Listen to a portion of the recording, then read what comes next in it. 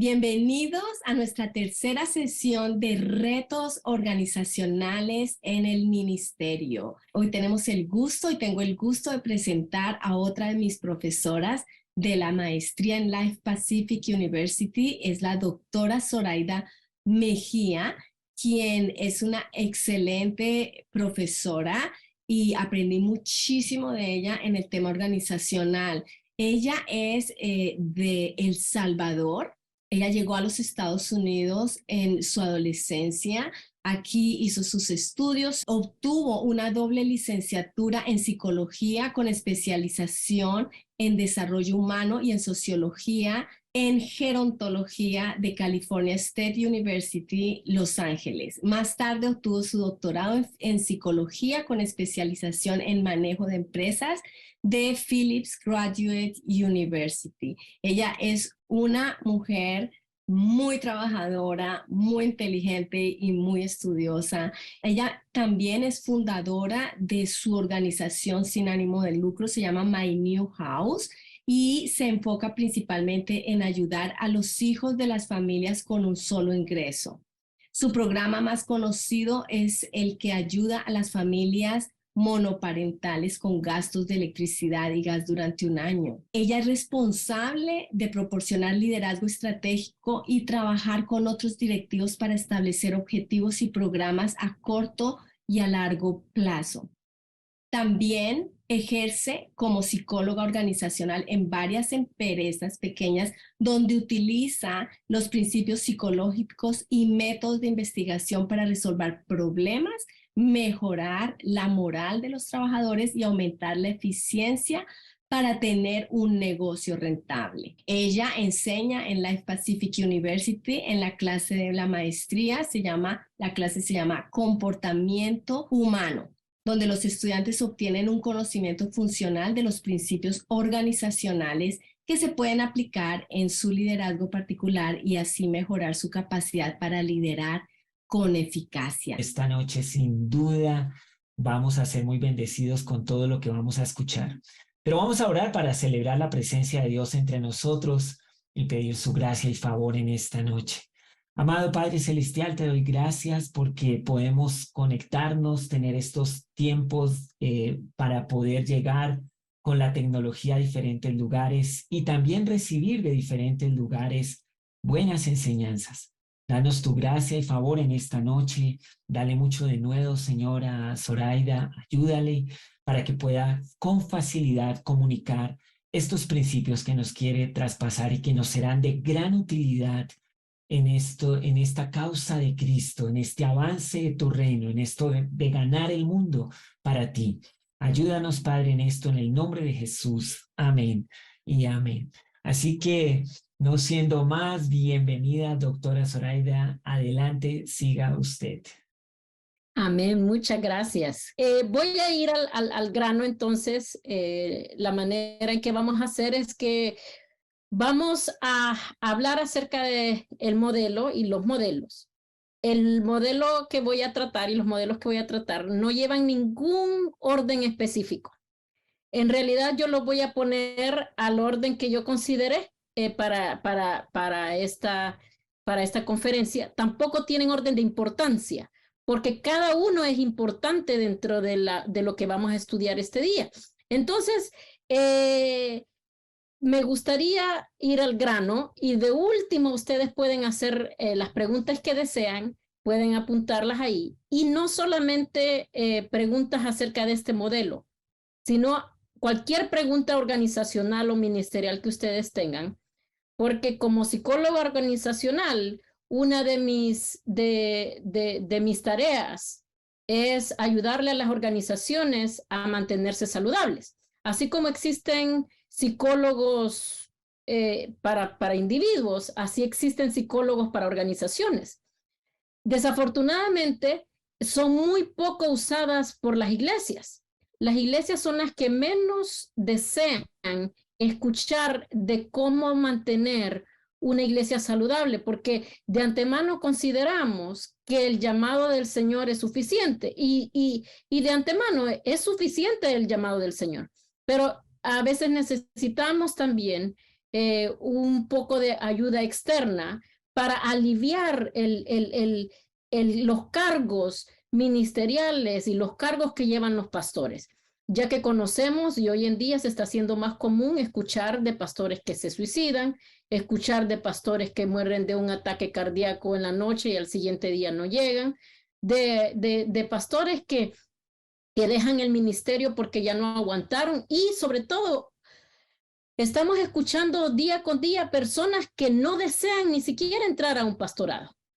Que eso preocupa más, porque los tiempos no están menos difíciles. Y es aquí cuando nosotros tenemos que tener más gente trabajando para el reino de los cielos por la venida de Cristo. Entonces, el modelo de hoy es un modelo de retención del capital humano. Aquí yo enseñaré un marco gerencial para el manejo y el compromiso de cada uno de los que constituyen el capital humano, con la meta de ganar almas y traer sostenibilidad a las iglesias. Entonces, permítanme, voy a compartir mi PowerPoint, que es relativamente corto, y voy a dejar un buen tiempo para las preguntas. Entonces, vamos a comenzar con la definición de lo que es una organización o de lo que son las organizaciones.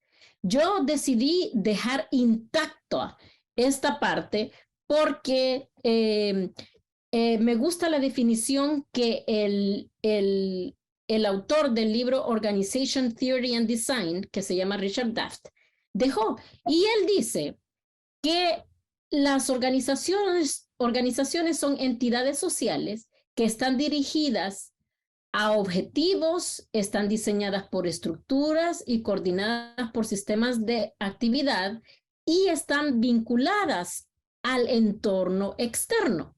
Cuando hablamos de organizaciones, nosotros también hablamos acerca de iglesias. No solamente así, de que hablar de una empresa, pero también hoy en día es bien común oír iglesias que tienen una organización anexa a su iglesia. Una organización tal vez no lucrativa, tal vez un banco de comida. Hay veces personas hacen otro tipo de empresas al lado. Una de las que podemos hablar acerca de una empresa es un instituto bíblico, o a veces ¿cómo se llama? Un daycare donde se cuidan niños, una escuela para niños, diferentes tipos de organizaciones que vienen a funcionar como organizaciones dentro de una organización. Que por cierto, si hablamos acerca de organizaciones dentro de una organización, hablemos acerca de la cuadrangular. Ellos son una organización dentro de muchas organizaciones dentro de una organización. ¿En qué ayuda la iglesia cuadrangular que otras iglesias no tienen? Es que están organizadas. ¿Por qué mucho pastor prefiere una iglesia organizada a una no desorganizada? Primero, porque los prepara mejor en todo aspecto. Y segundo, porque en realidad el cargo es más liviano. Entonces, hablemos acerca del diseño de organización que viene a servir como modelo. Y ese es la familia, porque la familia es la primera organización formada. Ahora, yo podría poner muchos textos bíblicos en toda mi presentación, sin embargo, no lo voy a poner porque vamos a enfocarnos de una manera más organizacional. Yo sé que todos ustedes son pastores y no necesitan los versos bíblicos. Pero si hablamos acerca de la primera organización formada, y esto no lo saqué de la Biblia, lo saqué de algo secular, ellos dicen que el formato a seguir es una familia. Y si ellos dicen eso, imagínense cuánto podemos nosotros, que los mayores creyentes de una organización familiar somos nosotros, los cristianos. En el mundo secular se está olvidando acerca de la formación familiar. Entonces nosotros, por ende, nosotros tenemos esa estructura que nos viene a servir como modelo que nos viene a ayudar en todo aspecto, porque como líderes, teniendo una organización dentro de casa, nosotros podemos hacer con lo que hemos aprendido y con lo que Dios nos está ayudando dentro de nuestro hogar, a utilizarla dentro de nuestra iglesia. Entonces, hablemos quién es el capital humano dentro de nuestras iglesias. El capital humano es el liderazgo, los servidores y las visitas. Ahora, cuando nosotros hablamos acerca del capital humano dentro de un hogar, viene siendo la mamá, el papá y vienen siendo los hijos. Y luego los hijos vienen trayendo, multiplicándose, casándose, trayendo hijos y trayendo primero esposa y luego hijos. Es de la misma manera que Dios espera que nosotros como iglesia nos crezcamos. Dios desea de que nosotros no estemos utilizando métodos para prevenirnos de crecer, porque Dios es promultiplicación. Entonces, cuando hablamos acerca de la retención, en realidad hablamos acerca de membresía, que viene siendo nuestro liderazgo y nuestros servidores, porque nuestras visitas pueden estar, pueda que no estén. Nosotros no podemos fundar nuestra retención en las visitas. Sin embargo, las visitas son nuestro arranque para la retención. Nuestras visitas son los que se van a pasar a ser servidores y en el futuro van a llegar a ser líderes. Entonces, ¿cuál es la meta modelo para que el capital humano dentro de las iglesias esté bien equilibrado? Uno es que debe de estar compuesto por 30% de personas que sirven al 70% de las visitas. En pocas palabras, usted tiene, hablando mensualmente, 10% de liderazgo, 20% de líderes que pueden ser rotados cada semana o cada mes, como usted desea. Hay unos que sirven un mes, vacacionan reciben un mes, otros trabajan una semana y reciben la otra semana. Cuando se hace y se ve el 30%, se espera que del 70% de las visitas, otro 30% se quede para que los servidores no tengan mucho trabajo y usted pueda soltarlos para que ellos traigan otras visitas. ¿Qué pasa cuando nosotros tenemos a nuestros servidores trabajando como Marta y en vez de María? El problema es que se cansan y lo que viene pasando es que dicen, yo no puedo traer a nadie esta semana porque tengo que estar a las 6 de la mañana en la iglesia limpiando, tengo que quedarme a tal hora haciendo tal cosa, en alguna reunión, haciendo esto. Los mantiene ocupados y ellos consideran que al hacer esto ya están haciendo el trabajo del Señor.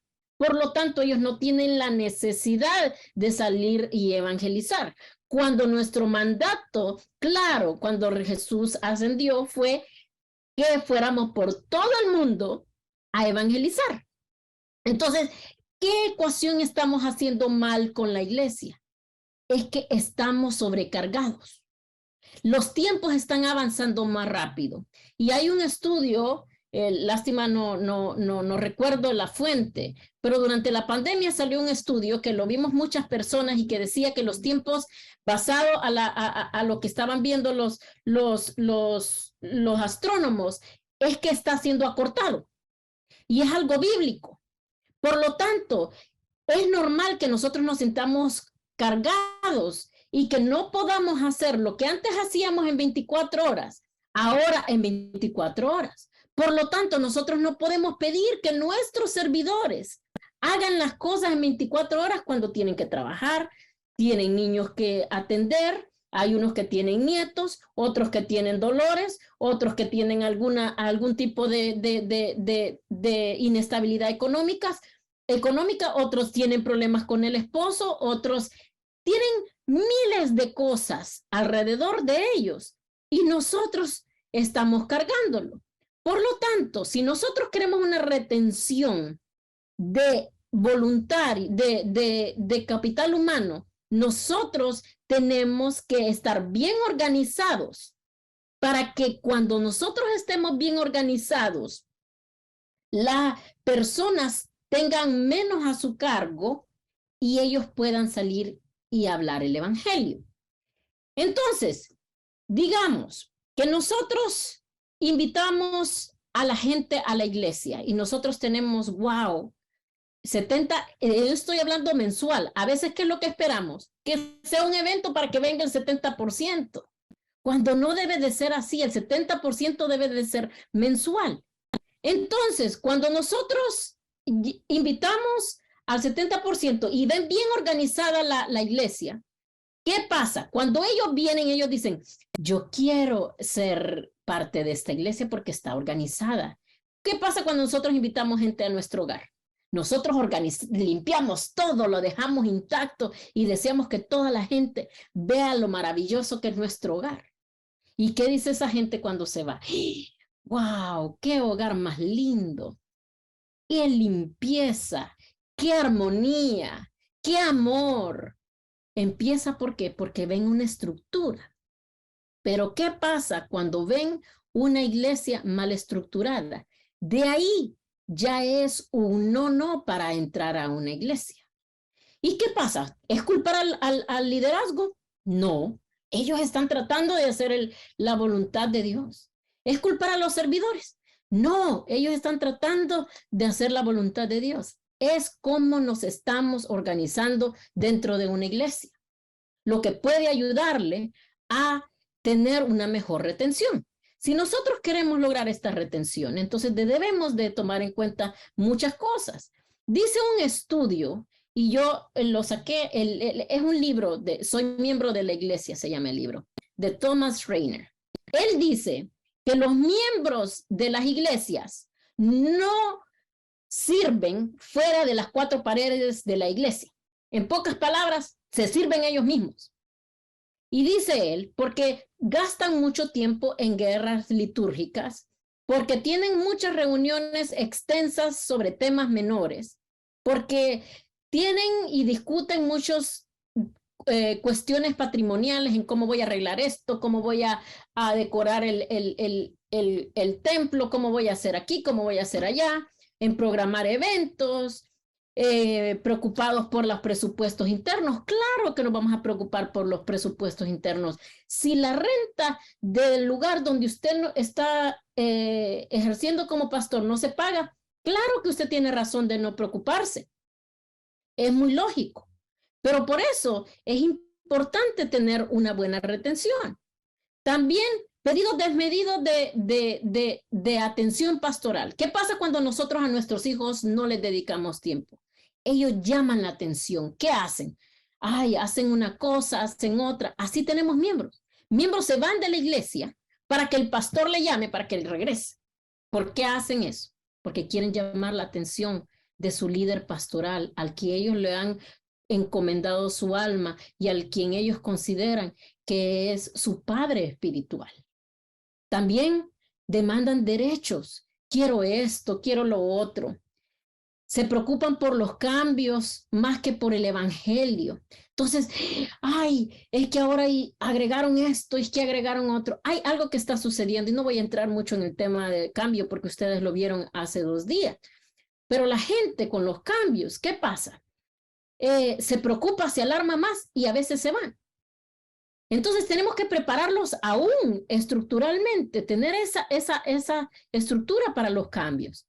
Y luego se enojan entre ellos mismos y terminan yéndose porque ya sienten con que esa ya no es mi iglesia o le prestaron mejor atención a otras personas y luego terminan teniendo una apatía evangelizadora. ¿Por qué? Porque ellos dicen, yo no voy a llevar a nadie a la iglesia porque pues ni yo misma me siento bien allí y aquí y allá.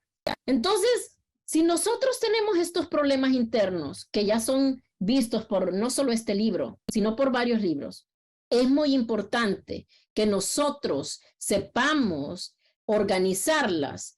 Y Daft mismo es el que habla de cómo una iglesia debe de estar dividida. Entonces, como no vamos a hablar en algún específico orden, yo voy a empezar por el orden que yo considere. Sin embargo, él habla que cada elemento del que yo voy a mencionar hoy es importante para la retención del capital humano. Y uno es la cultura. La cultura, el responsable de toda cultura dentro de una iglesia es el pastor. A él se le dio la visión. A él es el que va a implementar la misión. Él es el que impone los valores y él es el que enseña la doctrina. De la cultura se forma un ambiente y ese ambiente puede volverse participativo, consultivo, paternalista o autoritario. No voy a entrar en detalles porque cada los mismos nombres hablan de ello. Y hay culturas donde tienen un poquito de cada uno o cierto porcentaje de uno más elevada que de la otra. Y luego, las metas y las estrategias. Las estrategias son hechas por medio del líder. ¿Y qué lo lleva a formar las estrategias? Cumplir metas. Nuestra meta, como le dijimos anteriormente, es ganar almas, que para ganar almas tenemos que incrementar asistencia para tener una sostenibilidad económica dentro de la iglesia y para eso necesitaremos servidores. ¿Y cómo lo lograremos? Es ahí donde viene la estrategia y para eso el pastor necesita estar liviano, necesita de preocuparse de las cosas que hablamos anteriormente, o por lo menos para dedicarse más a pensar en las estrategias. Una de las cosas que es importante mencionar es la innovación. La innovación se ocupa mucho hoy en día. Si vemos los teléfonos, hoy tenemos el iPhone 10, mañana el 11. ¿Por qué no las iglesias innovar cuando en realidad hoy en día estamos en una atmósfera cambiante? Hay iglesias que nos estamos quedando atrasados y no con eso hablo de arruinar la doctrina o de destruir las bases evangélicas o cristianas o espirituales dentro de una iglesia. Estoy hablando de unas estrategias que nos ayuden a traer más gente y más almas al reino de los cielos. Entonces, el tamaño en realidad depende mucho del llamado del líder y también del deseo del líder de traer más almas a la iglesia. Y sobre todo, qué tan preparado esté para manejarlos. Porque les voy a explicar. Hay iglesias donde tienen a veces cierto incremento en ¿cómo se llama? En gente, pero ¿qué hacen con ellos? Se les van. Eso significa que no estaban preparados para manejarlos. Si se les van en abundancia, significa de que no estaban preparados. Ahora, usted puede decir, no, es que la gente ya no quiere el evangelio. Sí, tal vez sí, pero también es importante saber cómo retenerlos. Una de las cosas que está sucediendo ahorita, y todos lo han oído, es acerca de que han habido muchos avivamientos en todos lados. Yo oro mucho para que el liderazgo de la iglesia esté preparado para retener esta gente que ha tenido esta cercanía con Dios. Ahorita es el momento de aprovechar nosotros como líderes de eclesiásticos para que nosotros retengamos a nuestro capital humano. Y debemos de estar preparados para ellos. Otro que menciona Daft es la tecnología. Y él lo menciona porque dice que la tecnología ha venido a reemplazar grandemente al capital humano. Y es muy cierto. Nosotros ya utilizamos muchas cosas que antes los hacía alguien, ahora los hace la tecnología. Entonces, según Daft, todo lo que vemos allí es el lado externo de la organización. Es todo lo que se ve, es todo lo tangible y todo lo que la gente va a ver primero. Pero hablemos acerca de lo interno, lo que nadie ve y que viene siendo la fundación de su iglesia. Son 4. La primera es la formalización, la segunda es la especialización, la tercera es la centralización y la cuarta es la jerarquía de autoridad. Comencemos hablando acerca de la formalización. Estos son todos los documentos escritos que definen la cultura, el ambiente y las metas de las iglesias. Hablemos un poquito acerca de quiénes son ellos, pero me gustaría hablar yo acerca de los últimos 5 que tenemos en pantalla, que vendrían siendo la descripción de responsabilidades. No toda iglesia tiene una descripción de responsabilidades de cada servidor. Y con eso no hablo María, José, Pedro. Yo hablo acerca de la alabanza, evangelización, oración y cada uno de los ministerios que se tienen. Se debe de tener escrito porque es importante que estén documentados y que haya registro cada vez que se hacen cambios. En los tiempos antiguos, y ustedes que son pastores saben más que yo, pero ustedes saben que al lado de cada rey había un escriba escribiendo todos los cambios y todo lo que se iba a hacer. Así es como nosotros hoy en día sabemos lo que Dios quiere hacer de nosotros en nuestros ministerios. Entonces, o lo que Dios quería que se documentara. De la misma manera se debe de hacer en las iglesias. Otro es un manual de emergencia. Hoy en día es bien común escuchar, hubo un shooting en tal iglesia. Ahora están sucediendo hasta en las escuelas cristianas. Entonces nosotros tenemos que tener un manual de emergencia disponible que hable acerca de qué hacer en ese caso y entrenarlos. También las tarjetas de visita. Toda iglesia debe de agarrar la información de las personas que entran y ponen un pie en su iglesia y a las que se le van a evangelizar. Todo líder debe de tener eso. ¿Por qué? Porque si estas personas deciden ser voluntarios el día de mañana, pues ya se tiene un récord de ellos. Y también por la consolidación. Cuando se le llama a las personas, se le dice, hermano, gracias por habernos visitado, es una emoción verlo, quiere que oremos por usted, tiene algún problema, desea esto, desea lo otro. Muchas iglesias ya no están consolidando, ya no están haciendo ese seguimiento porque ya no tienen a la gente adecuada. Y es algo que están empezando un ciclo, pero no lo terminan.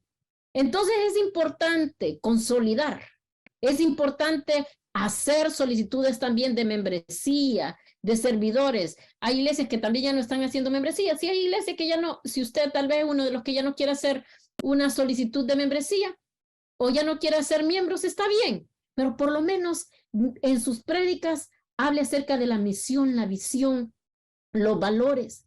Escríbalos para que ellos tengan un manual y digan, wow, qué bendición tengo esto, cómo se deben de vestir los servidores, cómo deben de actuar los servidores. Es tan, diría yo, gracioso, porque a mí me sucedió una vez, una persona no sabía cómo debía de vestirse y era nueva. Y yo dije, esta persona, ¿cómo es que no sabe? Y a veces uno piensa, ¿cómo es que esta persona no sabe? Es que son nuevos. Recuérdense, hoy en día estamos metiendo hasta los nuevos, no sabemos si están en pecado, no sabemos qué estamos metiendo y estamos metiendo porque tenemos necesidad. Entonces, al hacer esto, nosotros estamos metiendo a puño, pero en realidad es mejor hacerlo en la manera de Dios. Y es la manera correcta. Entonces, hablemos acerca de la especialización, que viene siendo la división de labor y de sus responsabilidades. Yo hice un modelo cuando me gradué, lo hice porque cuando me gradué del doctorado, porque yo he trabajado en todas las organizaciones, he trabajado con voluntarios. Y hay algo que vi en los lugares donde yo estuve, es que la retención de voluntarios aumentó a un 90%. Este número no lo saco yo, sino que me lo dijo sobre todo el último jefe que yo tuve y me dijo, subió a 90%. Y cuando subió, claro, me querían, me amaban. Cuando subió, no solamente subió el capital humano, pero subió la economía, porque cada voluntario que yo llevaba lo conseguía de afuera para un after school program, y esta persona me decía, ¿qué necesidades hay aquí en la organización? Y yo, pues tenemos esta necesidad, y me giraban cheques. A veces yo no sabía, pero dice, según mi jefe, que yo llegué una vez a colectar $80,000. Yo no lo vi, porque me los daban y a veces eran sobres sellados. Pero, ¿qué fue lo que hice? Yo hice exactamente esta estructura que a mí me sirvió y que yo creo fielmente, y yo creo que ustedes también la puedan usar. Y el primero es el reclutamiento. Cuando hablamos de reclutamiento, a veces nosotros pensamos, es fácil reclutar. Yo me pongo en el micrófono y les digo, hermanos, este domingo, por favor, necesitamos a tal personas que nos ayuden a limpiar, a arreglar las sillas y a doblarlas y esto. ¿Ustedes consideran que eso es estar estructurado? De ninguna manera. ¿Qué pasaría si ustedes invitan a personas a la casa y empiezan con que, ¡ay, viniste, qué alegría! Entonces, ¿puedes ayudarme a limpiar la casa? ¿Puedes ayudarme a hacer la comida? Y cuando comamos y hagamos la limpieza, entonces nos sentamos para dedicarnos tiempo el uno al otro. Recuérdense que hablamos al principio que la organización, la familia es el modelo de organización y es exactamente como ustedes lo deben de llevar. Entonces, el reclutamiento debe de ser de una manera estructurada. Yo al final voy a hablar cómo hacer esta parte de reclutamiento, pero por el momento lo voy a dejar así, con una crítica. Luego de haber reclutado, usted debe darles una solicitud o una entrevista a cada uno de los que llegan. Y ahí es donde usted empieza a examinar. Usted les pregunta en la entrevista o en la solicitud de voluntario cuál es su experiencia, cuál es su educación, a qué se dedican. Basado en lo que usted examine, usted puede poner a las personas en diferentes áreas donde ellos puedan ser utilizados. Usted a las personas que son por lo general más estudiadas y puede darles otros cargos. Porque si usted le da cargos donde la persona no se va a sentir útil, ¿qué va a pasar? Esta persona se va a ir. ¿O qué pasa si usted le da a una persona que no está preparada a un cargo alto y usted le da un cargo alto? Bien, usted se lo da. ¿Qué va a pasar? Se le va a incrementar el ego, pero del ego no va a pasar nada. Porque su ego va a ser su mecanismo de defensa para decir, yo puedo hacerlo. Y eso no debe de ser así. En realidad, cuando hablamos acerca de eso, existe una palabra y es adquisición de talento. En inglés se ocupa mucho. Y ellos lo hacen de esa misma manera. Ellos empiezan y ellos saben a quién poner, dónde poner. Poner a las personas en un lado estratégico. Lo vemos en la Biblia. Cuando hacían guerras y ellos hacían sus estrategias, ponían a fulano, a mengano, a los que eran más fuertes en lugares estratégicos y a los otros los ponían en otros lugares. No tiene nada de malo ser estratégico, ni nada de malo ponerlos en lugares estratégicos. Lo malo es moverlos cuando ya le dio el liderazgo, luego viene una persona bien preparada que puede agarrar el liderazgo y le dice, ¿sabe qué? Sálgase porque ya vino el que podía ser. ¿Qué va a pasar? Usted no va a perder solamente él, va a perder a toda su familia. Y entonces ya perdió ahí capital humano. Entonces es importante que nosotros tengamos cuidado con el capital humano. Yo creo que a veces lo tomamos como a la ligera, como, sí, tantas personas vienen a mi iglesia, bueno, está bien, pero no debe de ser así. También debemos de presentar la misión, la visión y los valores por medio de una orientación, un entrenamiento o una clase, como usted desea hacerlo. Pero es importante que nosotros le presentemos a la persona, no ponerlo solamente a servir. La persona va a servir su rumbo como oveja sin sin redil. ¿Por qué? Porque no se le ha presentado la visión que tiene el líder. No se le ha presentado exactamente cómo está estructurado, lo que Dios le ha dado al líder, que es algo tan preciado. El llamado único que cada líder tiene. El llamado que Dios le hizo cuando lo conquistó para llamarlo a este ministerio tan lindo. Eso es de atesorarlo. Y cuando lo ponemos en un tesoro, se debe de compartir como tesoro.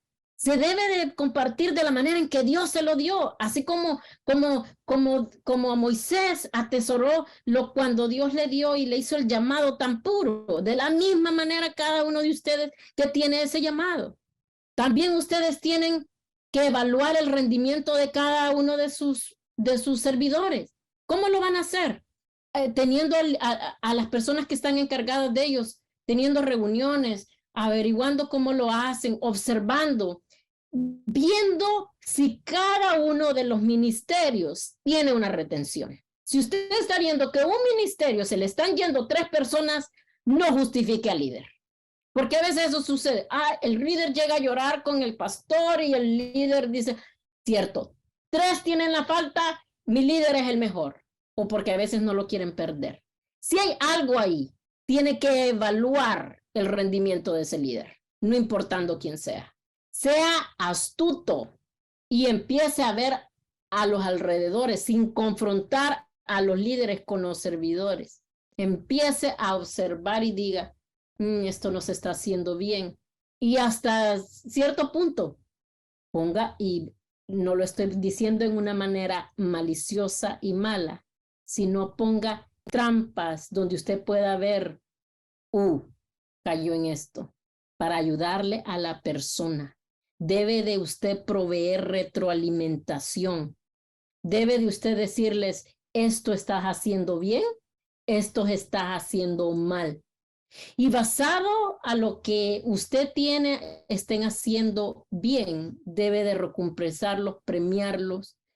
Y a los que no están haciendo tan bien, usted debe de ayudarlos a entrenarlos, a dedicarles tiempo a que salgan de su defecto.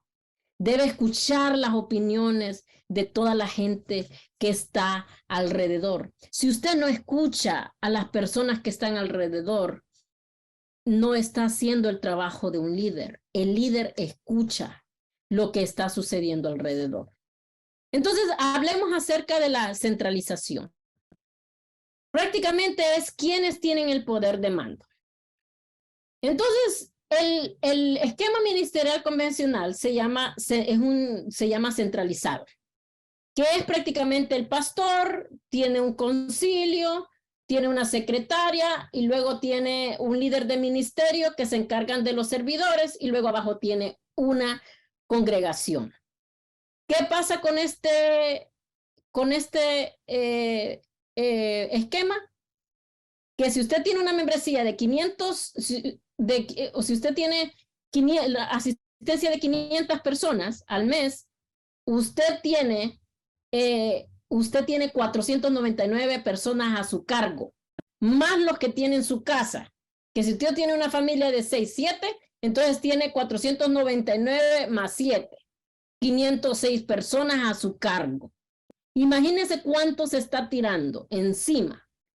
Existe otro convencional que también es centralizado, donde está el pastor, pero entra la pastora.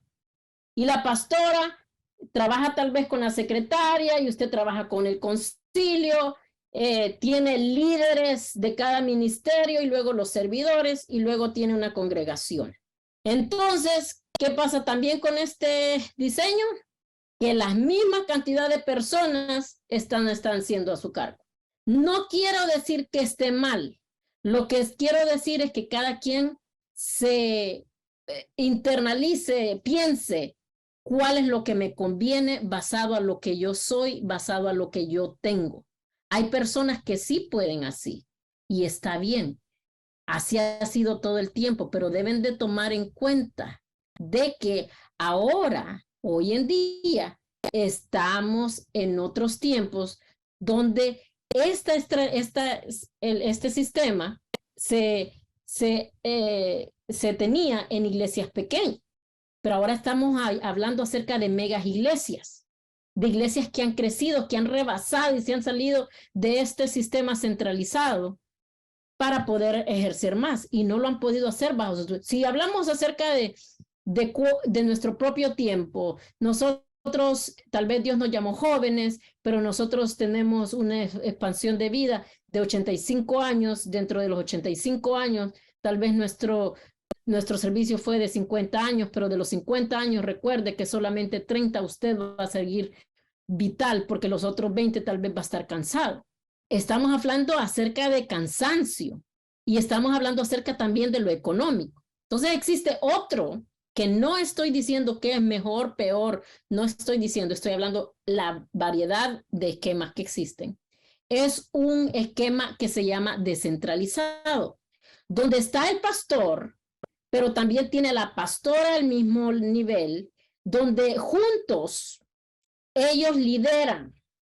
Pero aquí entra otras cosas en juego. Es que tienen un líder de servidores. Este líder de servidores es el que recluta.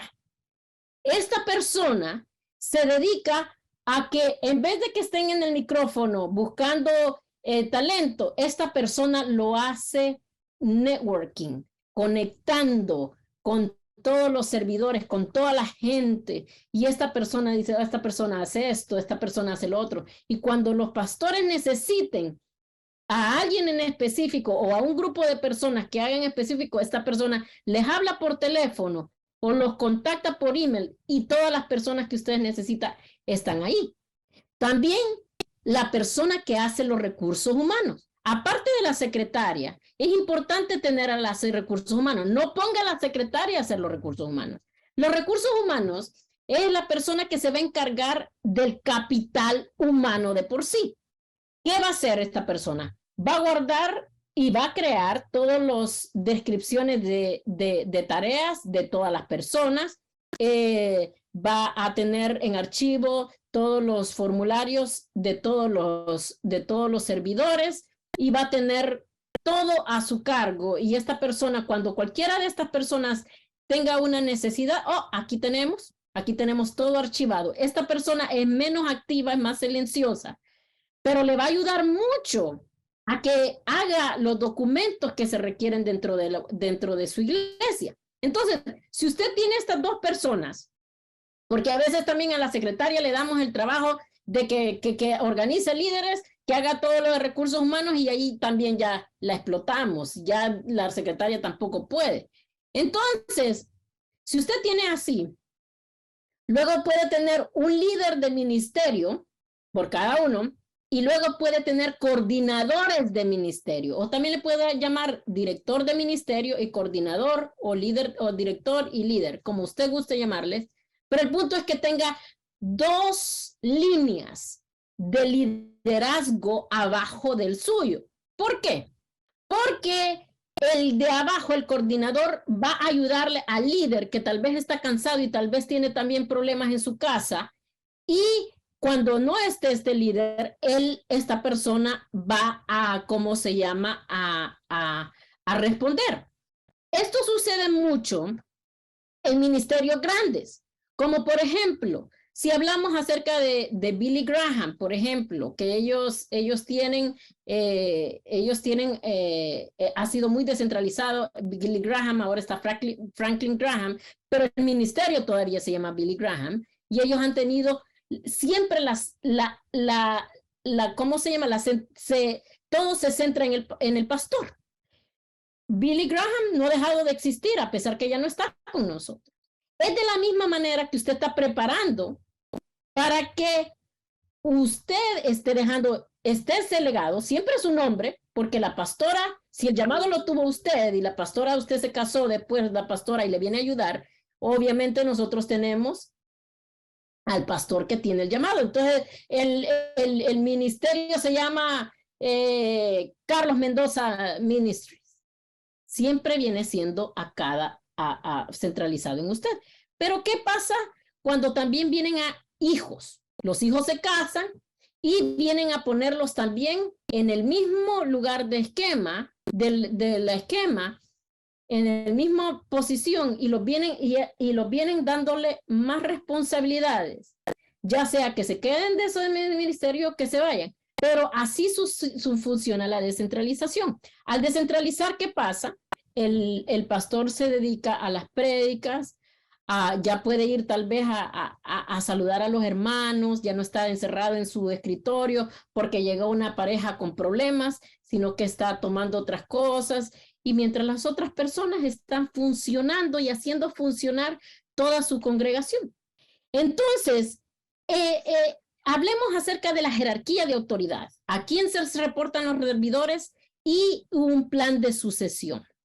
Dice un estudio hecho en el 2019 que el 57% de organizaciones, estas son organizaciones seculares, no tienen un sistema de sucesión. Pero ¿qué hablamos acerca de las iglesias? Hay hijos de pastores hoy en día que no quieren saber nada del evangelio, y ahí termina la iglesia. Ahí termina el llamado del Señor. Entonces, ¿qué pasa? Se siguen abriendo otras iglesias en otro lado en vez de que haya un plan de sucesión. Hay otros que se dividen. ¿Por qué? Porque no tuvieron claros. No dejamos claro ¿cómo se llama? El llamado de tal persona. Y andamos buscando a los hermanitos. Ay, este me dividió el ministerio y se fue con el otro, y aquí está el otro porque tenía cierta doctrina, el otro creía en otras cosas y se dividió. Eso no es el plan de Dios. Es más, si hablamos de algo, el plan de sucesión es un mandato de Dios. Porque si ustedes le recuerdan, le refresco la mente, a Moisés le dejó a Josué. Le habló que iba a quedar alguien. No le dijo, contigo termina. Le dijo que iba a haber alguien. Con David le dejó a su hijo Salomón. Elías, a Eliseo. Y ustedes que conocen más de la Biblia pueden recordarse de muchas más personas. Por lo tanto, así como ellos tuvieron un plan de sucesión, porque fue mandato del Señor, también ustedes deben de tener un plan de sucesión. No dejar eso a la deriva, ni a última hora, ni cuando el líder se cansó o el líder ya no está, empieza el plan de sucesión y empiezan a buscar entre los líderes, y luego lo hizo mal y ahí terminó todo. Entonces, el sistema ministerial descentralizado sí ayuda mucho a que exista un plan de sucesión. Entonces voy a hablar cómo puede suceder la sucesión. Ya quedamos que el pastor es el del llamado, es el que siempre va a quedar a cargo del ministerio y es la persona que el Señor hizo el llamado, así como sabemos que los 5 primeros libros de la Biblia ocupan un gran, ¿cómo se llama? Hablan mucho acerca de grandes líderes y hablan acerca de Abraham, que fue el jefe, el padre de la, ¿cómo se llama? De la fe, y luego habla de sus hijos. De la misma manera, aquí se debe de respetar, y ahí es donde nosotros tenemos que enseñarles a las personas que vienen detrás de nosotros. Y uno es, ¿quién podría ser la sucesora del pastor? La pastora. Si la pastora sabe todo lo que el pastor está haciendo, nada se pierde. Otros son los hijos. Otros pueden ser el primer líder de ministerio. Y al usted está teniendo otra línea de líderes, usted está ayudándole a que quede de suceso, el que se quede después de usted, a que vayan creciendo en los que estaban abajo y vayan abriendo líderes. Es más, este mismo sistema, esquema ministerial puede ayudar para abrir más iglesias. El punto es que nosotros debemos de ser una iglesia organizados desde la A hasta la Z. Nuestro ministerio no debe de terminar cuando terminamos nosotros. Nuestro ministerio debe de terminar cuando Dios ya haya, o Cristo haya terminado de hacer la obra donde tenía que haber terminado. Nosotros debemos de preocuparnos de cómo vamos a dejar nuestro legado. Y eso es todo lo que dejo yo a sus manos. Y ese era todo el modelo de cómo cuidar a nuestro capital humano que va a seguir no solamente dentro de nuestra congregación, sino a las descendencias de ellos. Entonces dejo abierto a preguntas. Doctora Soraya, muchísimas gracias. Estoy aquí, pero mejor dicho, completamente, no sé qué palabra usar con tanta información y tan buena. La verdad es que necesitamos esto urgentemente para tener claridad de temas muy prácticos, ¿no? Porque pues los temas doctrinales no están en discusión, los temas de carácter, los temas de llamado, eso fue clarísimo, pero claro, estos temas de la cotidianidad, del desarrollo, de cómo ir caminando el liderazgo y las organizaciones, lo has dicho muy bien. Yo sí quisiera escuchar primero comentarios de Pastor Humberto y Carlos Garzón para continuar con unas preguntitas que tenemos por acá. Muchas gracias, Soraya. Muy, como dice Arturo, mucha información. Yo sugeriría que el material que presentaste se distribuyera a los pastores y se hiciera un tipo de evaluación cada uno en cuanto a ir viendo los diferentes esquemas, en cuál esquema quedo yo o qué combinación de esquemas puedo hacer. En qué áreas hay deficiencia en mí, en qué otras áreas me hace falta hacer algo que no sabía, algo que no estaba consciente y que puedo añadir a la estructura o el esquema que estoy llevando a cabo. Es mucho material y creo que sí necesitamos verlo con detenimiento, como, en mi opinión, como una evaluación personal de cuál es mi situación de acuerdo a los esquemas, en dónde estoy avanzando, en dónde me hace falta mejorar las cosas. Pero muchas gracias por la presentación. Buenísima sugerencia. ¿Qué dices, Pastor Carlos? Yo quisiera hacer como un pequeño resumen de estas 3 noches para poder llegar al día de hoy, porque creo que hemos tenido una secuencia muy interesante. En la primera noche nosotros vimos el modelo de disrupción y el propósito era cómo establecer un cambio, cómo innovar. Y en las palabras de la conferencista decía es algo complejo. Tenía que ver con dejar lo viejo para poder entrar a lo nuevo. Y es otro comentario. Ella dijo que la importancia de aprender de los errores, examinarnos a nosotros mismos. El día de anoche, Claudia, la pastora Claudia Paz, ella nos habló sobre la importancia de la administración.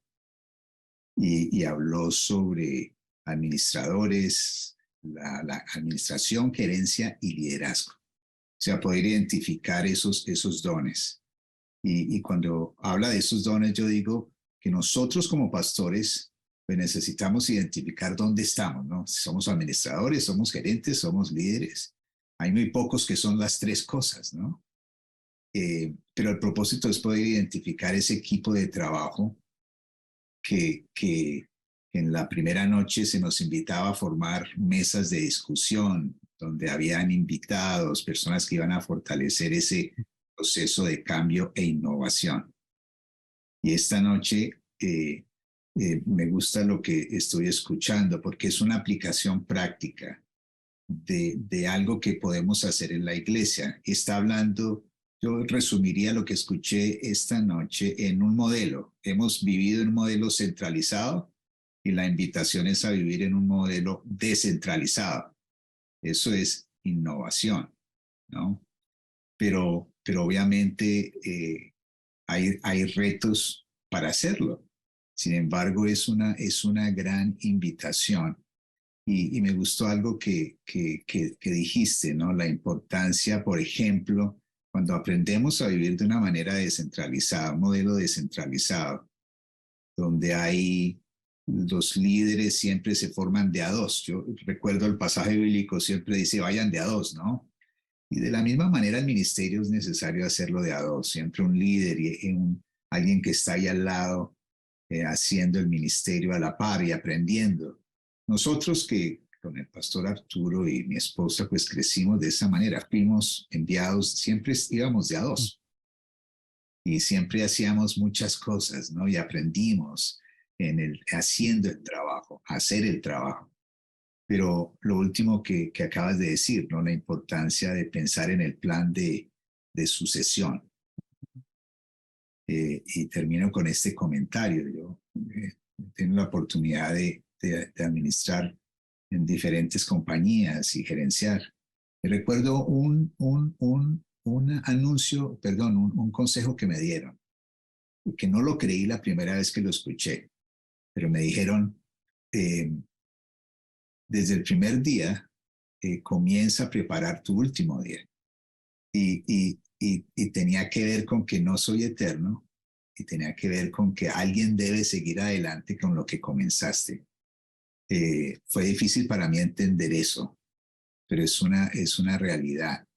Y que hoy la iglesia a nivel, digo, global, hoy enfrenta ese reto, ¿no? El de la sucesión. Hoy estamos buscando quién va a seguir llevando la posta, ¿no? Es una realidad que hoy vivimos. Entonces es una invitación muy práctica a un modelo descentralizado. Y gracias por esa brillante exposición, doctora Zoraida. Muchísimas gracias. Ese es mi comentario. No, muchas gracias. Y sí, yo muy de acuerdo con que nos examinemos, nos evaluemos. Yo quiero preguntarles algo ya dada la experiencia de la doctora Soraya y este modelo que nos ha presentado.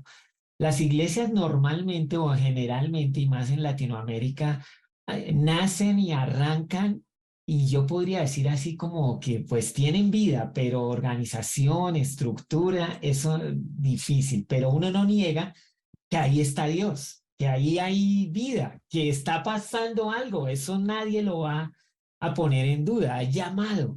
Y así se crecen y empiezan pues a eso. Entonces, cuando ya llegan llegan estos conceptos y preguntas al liderazgo y a las personas, ¿cómo ayudarles para que realmente puedan lograr entrar en esta organización que les va a beneficiar grandísimamente a todos, pero de la cual no son conscientes? ¿Cómo hacemos para que sean un poco más sensibles a que el tema organizacional es un tema que les va a ayudar mucho? En tu opinión, ¿cómo has logrado, cómo se ve esto en el campo, ¿no? Porque pues yo trato con muchísimos pastores y apenas mencionamos esto, lo primero es una muralla de resistencia que no, aquí hay milagros, aquí la gente se salva, aquí hay sanidades, aquí hay familia restaurada, y uno no, pero yo no estoy hablando como de que no haya vida, estoy hablando de que haya cierta organización que facilite, como lo has dicho hoy todo, pero ¿cómo hacemos ese paso de que no vean una amenaza, sino vean como que es una herramienta que les va a favorecer? El lado organizacional, yo he trabajado con varios pastores, no solamente de la Foursquare, y han sido pastores donde yo no conozco nada de ellos. No conozco ni de su doctrina y no conozco de nada. Pero me han llamado a trabajar y a tratar de solucionar ciertos problemas. Y hay algo que he notado, y es que ellos empiezan con mucho deseo de arreglar la situación que ellos tienen. Luego llega la psicóloga organizacional, les hace un scan de todos los problemas que tienen, se los presentan y le dice, este es el problema. Empieza un rechazo a no querer soltar lo que tienen. Uh-huh. Y el problema se vuelve con que están reteniendo y reteniendo y reteniendo. Entonces uno le dice, y uno está orándole y pidiéndole a Dios, Dios mío, ojalá esta persona entienda que le está haciendo daño a su ministerio. Y sobre todo a las personas dentro del ministerio. Entonces, una de las cosas que vemos dentro de las iglesias es el rechazo a lo organizacional porque le tienen miedo a que se les salga de las manos. Cuando hablamos de algo organizacional es algo que no conocen y como no existe una Biblia o no está dentro de la Biblia según ellos, dicen se me va a salir de las manos. Lo que no saben ellos es que cada cosa de lo que nosotros estamos aprendiendo hoy está dentro de la Biblia. Por eso yo al principio dije, no incluyo versos bíblicos, pero sí existen. ¿Quiénes son los mejores organizadores de la tierra? Los judíos. ¿De dónde provienen? De Abraham. ¿Quién fue Abraham y les enseñó a toda esta gente? Así es como nosotros estamos aprendiendo. Es más, ellos tienen los mejores negocios, la mejor tecnología, la mejor cosas médicas, en todo field, ellos están mejor. Entonces, se están organizados.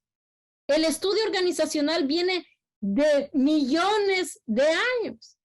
Entonces, si ustedes recuerdan, Jetro, el suegro de Moisés, lo regañó y le dijo cómo hacerlo.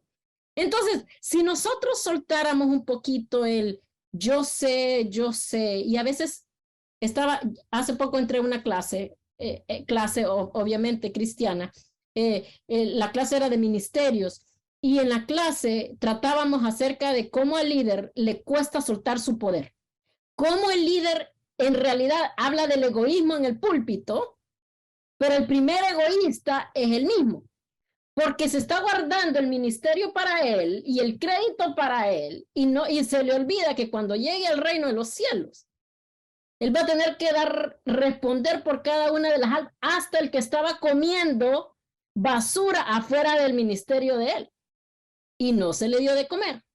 Entonces, cuando yo pensé en eso, yo dije, ¿qué responsabilidad más grande tenemos todos nosotros?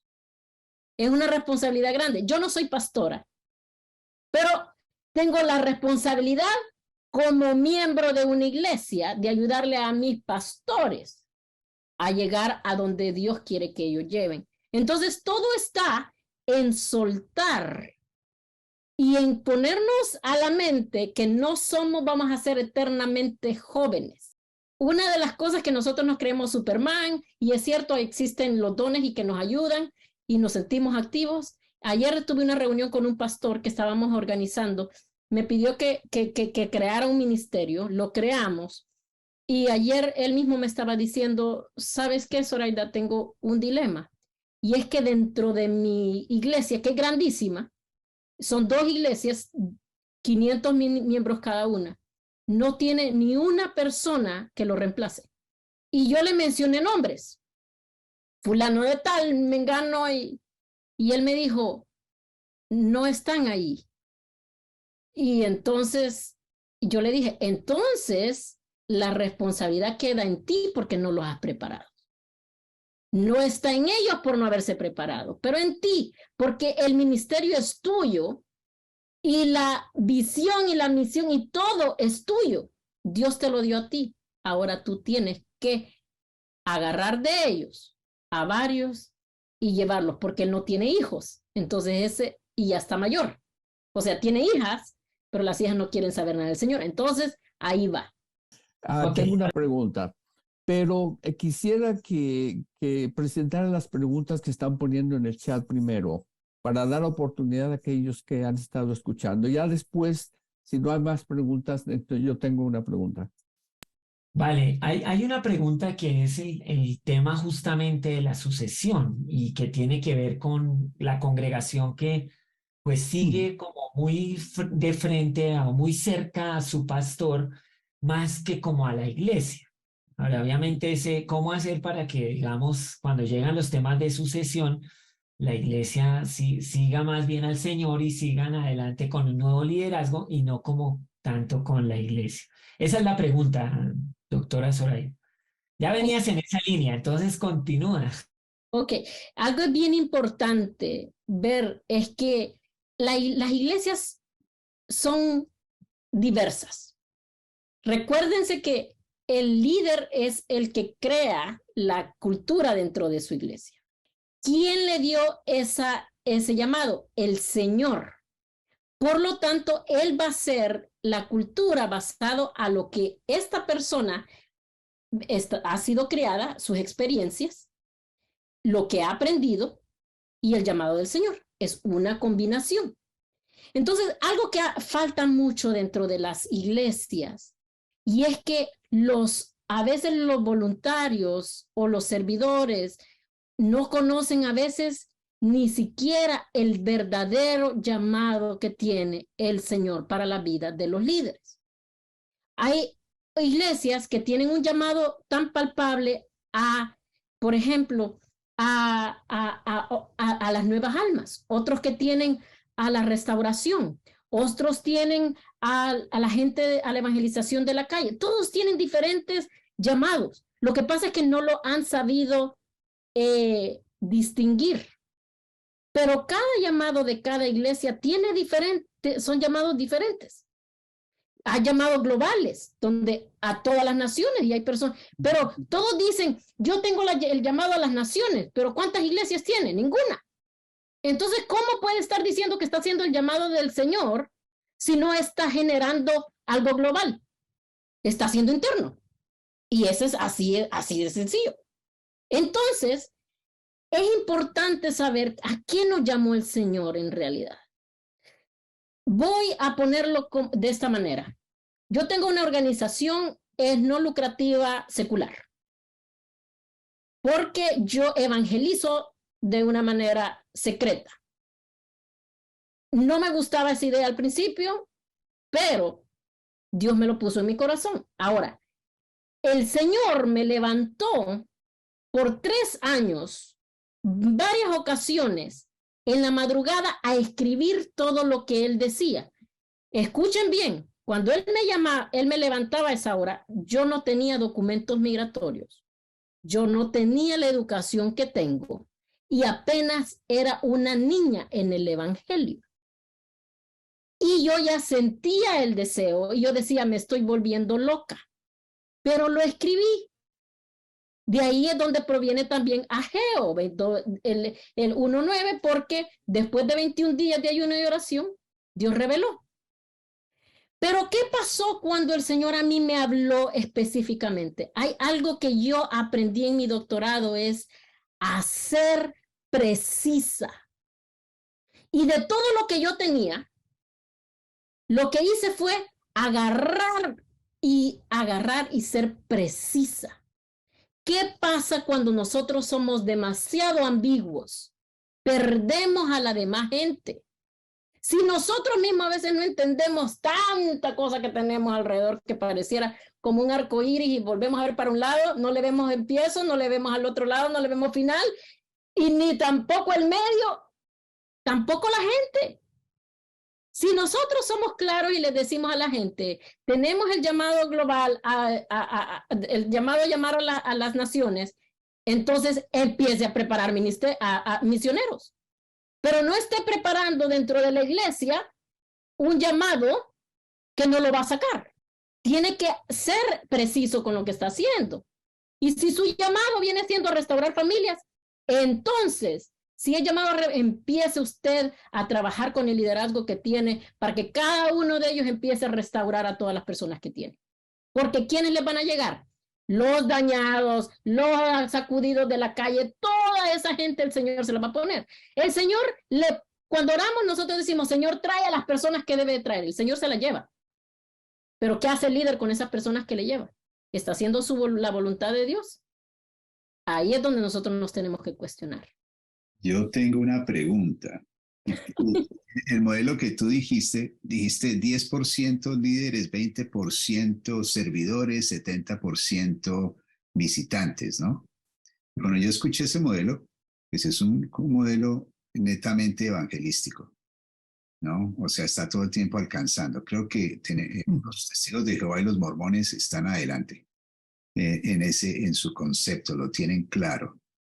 Pero mi pregunta no solamente va a esto, sino al concepto hablaste de que el líder tiene la obligación y la responsabilidad de establecer una cultura. Pero esa palabra cultura, establecer una cultura es algo sumamente complejo y difícil. Mi pregunta para ti es, ¿cómo puede un líder aprender a establecer, a formar el concepto de la cultura, establecer la cultura, mantener la cultura? Porque tú la hablabas para el concepto de evangelización, pero también el concepto de retención, ¿no? Eso implica una cultura. Yo creo que hemos perdido la cultura de evangelización que necesitamos retomar, pero mi pregunta para ti es, ¿cómo establecer una cultura? Un ejemplo, en nuestro hogar, ¿quiénes somos? Somos quienes somos. Naturalmente nos sale. No tenemos que fingir lo que no somos. La esposa conoce los verdaderos colores de su esposo. Y los hijos le ven los verdaderos colores a los padres porque están bajo el mismo techo. Y me encanta esa pregunta. Porque a veces nosotros queremos trabajar más de lo que en realidad Dios nos ha dado. Dios ya nos equipó con una cultura que nosotros podemos pasarla a nuestros miembros, y de nuestra cultura va a provenir el ambiente que vamos que nuestra iglesia va a tener. Si nosotros somos mandones, es más, déjenme, me voy 20 años atrás, cuando yo empecé a ser cristiana. Ay, era una cultura de todas las iglesias que yo iba, todos autoritarios. Hermana, muy corta la falda. Hermana, aquí no se maquilla. Hermana, aquí. Hermana, no se puede cortar el pelo. Y hermana, ¿qué pasaba? ¿Qué cultura había traído el líder? De autoritarismo. Todos los hombres le andaban diciendo a las mujeres cómo se vestían. Y yo decía, ni yo misma me fijé cómo andaba vestida. Y todo hombre, desde que yo entraba, me decía cómo andaba vestida. Y no solo a mí, sino a todas las mujeres que entraban. Entonces, si hablamos acerca de cómo hemos cambiado, gloria a Dios por ese cambio. Porque ahora es una cultura donde en realidad podemos hablar de cultura. Y lo que decía el pastor Garzón es cómo hacerla. Si nosotros somos quienes somos, así como lo somos con nuestros hijos, con nuestras esposas, así va a ser nuestra iglesia. Si nosotros somos generosos, cariñosos, compasivos, y tenemos todo lo que queramos hacer, así van a ser nuestros hijos espirituales. Comenzaste con algo muy importante, es la familia, que aún en lo secular ellos reconocen y por muchos años han reconocido la importancia de la familia. La familia no es una organización, es un organismo. Pero dentro del organismo hay ciertas cosas que necesitan estar en su lugar. Quizás una de las cosas en la que hay tanta resistencia de parte de la iglesia cuando hablamos de organización es por el concepto que se tiene de algo limitante, de algo que es rígido, algo que algunos se sienten que los encajonan en eso. Quizás o cómo podríamos dar la idea a los pastores de que si bien podemos comenzar como una organización, la meta es que nos convertamos en un organismo. El cuerpo de Cristo es un organismo, no es una organización.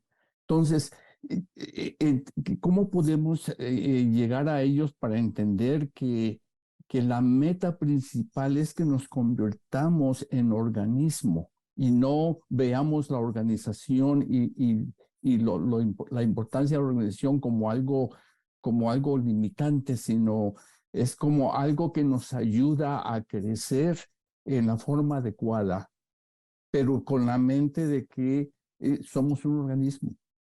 Vea, Pastor Paz, algo que está sucediendo y es que en realidad esta resistencia solamente, o voy a decir, no puedo decir solamente, pero por lo general sucede con los latinos, con los hispanos, que le tememos al cambio, que le tememos a soltar. El americano, de por sí ellos siempre han tenido esta idea. Es más, yo he aprendido mucho de los presbíteros de la iglesia presbiteriana.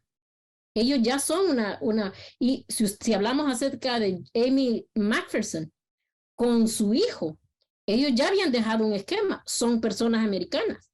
Yo trabajo para una universidad americana y usted puede ver el lado latino y el lado americano.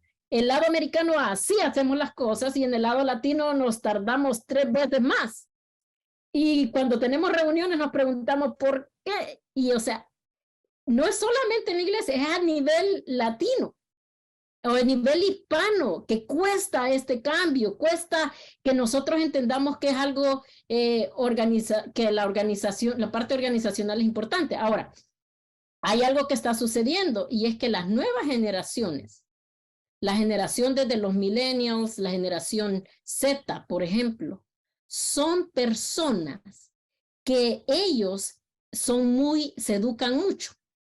Al educarse mucho, están poniendo mucha presión en la iglesia de que nosotros también debemos de educarnos.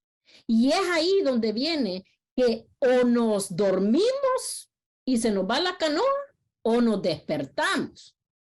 Porque esta generación ellos no van a aguantar las cosas que aguantábamos las generaciones X, los baby boomers, de que, sí, lo que el pastor diga y que así va a ser. Esta generación habla, dice, me duele, arréglenme aquí, esto no está bien puesto. Ellos son verbales y son muy transparentes. Entonces, ¿qué nos obliga cuando hay transparencia? Cuando una persona le dice, eso está mal puesto, esto aquí, ¿qué obliga? A que uno tiene que empezar a ser organizado. Para que cuando las personas lleguen, yo no quiero que me lo vuelvan a decir. Yo tengo que cuidar esta parte de la iglesia. Y eso que alguien empezó, creo que fue el pastor Andrade, que habló acerca de las iglesias en Latinoamérica. Yo tengo un primo, tiene una iglesia en El Salvador grandísima, y él proviene de otra iglesia grande, mega iglesia. Ellos tienen una ciudadela, pero él es uno de los pastores. Y yo, cuando hablé con él, él es arquitecto de profesión, y el Señor lo llamó ¿cómo se llama? A hacer. Entonces estábamos sentados y nos salimos del tema de familia y empezamos a hablar acerca de la iglesia. Y una de las cosas que yo noté es que la iglesia de él está muy organizada como las iglesias de Estados Unidos. Y yo le digo, Julito, ¿cómo es que hiciste eso? Es que lo tengo que hacer. Porque ¿cómo voy a poder ¿cómo se llama? Ayudar con 800 personas que me vienen semanalmente? Yo tengo que hacerlo. Tiene él 10 buses que van a recoger la gente, lo llevan a un lugar pobre, porque se cambió a un lugar más pobre, y tiene a toda la gente, y tiene una sostenibilidad, y me dice, ¿sabes qué? A mí me mandaron a una iglesia, a una ciudad, a una colonia, ciudad en El Salvador, de ricos, y recibía menos diezmos que los que recibo con la gente pobre. Me dejó admiradísima, pero me dijo, pero aquí en mi iglesia tienen todo el día para estar y tienen actividades todo el día para hacer. Yo no los suelto. Entonces ellos saben dónde se ha puesto el dinero y ellos, sin escatimar, dan y traen a otra gente para que vengan. Entonces, poco a poco vamos llegando a eso. Aquí en los latinos. Claro que sí, Soraya. No, y veo las líneas en organismo y organización. Yo estudiaba biología en la Universidad Nacional aquí en Bogotá, y obviamente vemos mucho el tema de la vida y su organización, porque al final la vida tiene una organización y por eso resulta. Cuando eso no está, pues ahí hay enfermedad y obviamente dificultad y un montón de cosas. Solo que obviamente, como dice Pastor Humberto, y yo también me identifico un poco, a veces los principios organizacionales que vienen hacia la iglesia los sentimos como una fuerte presión. Yo creo que el balance está en que encontremos dónde está la línea que a mí mejor me funciona en mi organización. No todas las iglesias están ubicadas en el mismo lugar ni en otras partes. Pero eso descentralizado y descentralizado son modelos que ayudan mucho a entendernos, a examinarnos, a mejorarnos. Esto que hablamos acerca de la responsabilidad del liderazgo y comunicar visión, comunicar los valores, entender hacia dónde vamos. Todo el mundo necesita eso en todas partes, eso es la realidad, porque Dios mismo nos dice de dónde venimos y para dónde vamos. Él mismo está mostrándonos esto y es la seguridad y más grande saber cuál es nuestro destino.